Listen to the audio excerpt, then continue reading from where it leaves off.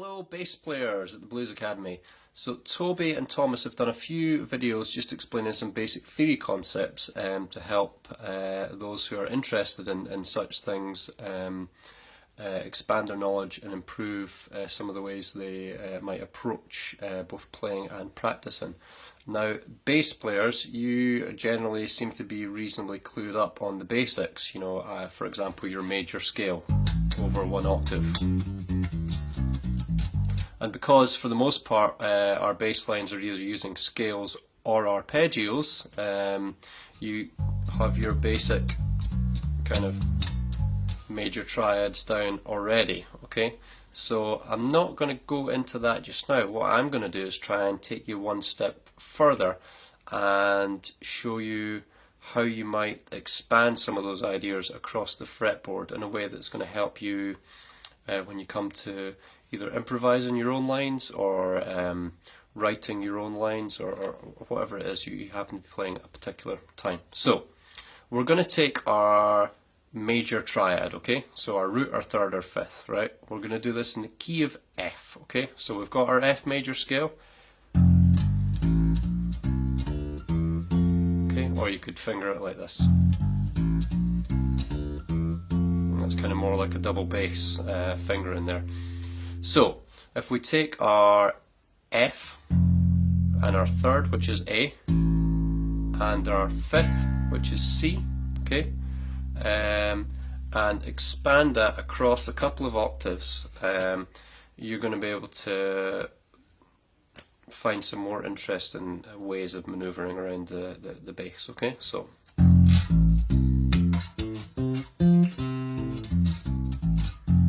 okay, now you probably didn't quite follow what I was doing there because it's quite quick, that move.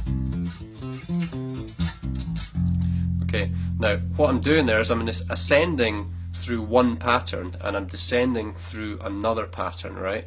So it's quite efficient to practice like this because you're kind of doing two things at once. So you're really seeing more possibilities of where you can find the notes. You'll also note that rather than me doing these big stretches, okay, which you might be tempted to do at first if you saw this tabbed out or notated, I'm actually keeping my hand in this really comfortable kind of like baseball bat grip, or a golf club or whatever you like. And I'm trying not to stretch my hand at all because I want my hand to be as comfortable and relaxed as possible at all times, okay?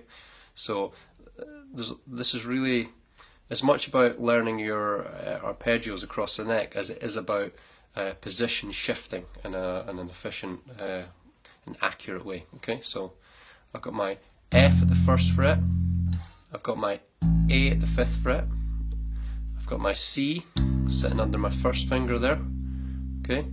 And then I just continue up and I basically do that again. So I've got my F underneath the C, also with the first finger, slide along as I did before to find A, and then I have C again here, and then I'm going to move all the way up to F at the 10th fret, okay? So I'll just change the angle there a little bit.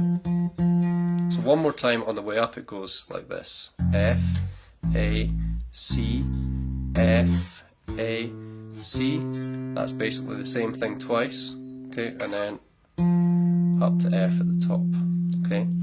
On the way back I'm going to descend through a different shape. It's exactly the same notes, but this way, going backwards, the notes roll off the fingers a little bit easier because we can do a little rake across three strings here. So I'm going to go F, C, A, F, C, A, F, okay?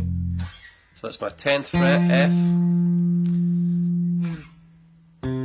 down to C at the 5th fret, and then here we're going to use the third finger and the fourth finger, okay, to play our A and our F. So, and you maybe can't see it properly in this video, but the way I'm picking that is to do the rake technique that we're probably all familiar with.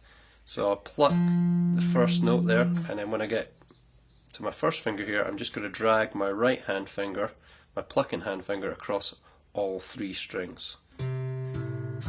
Just in one action there.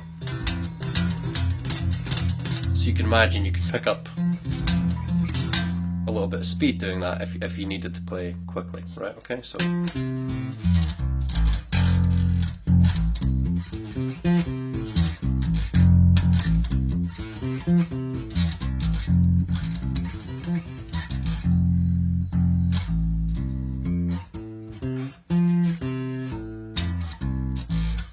Okay, now by doing that exercise, I'm just about covering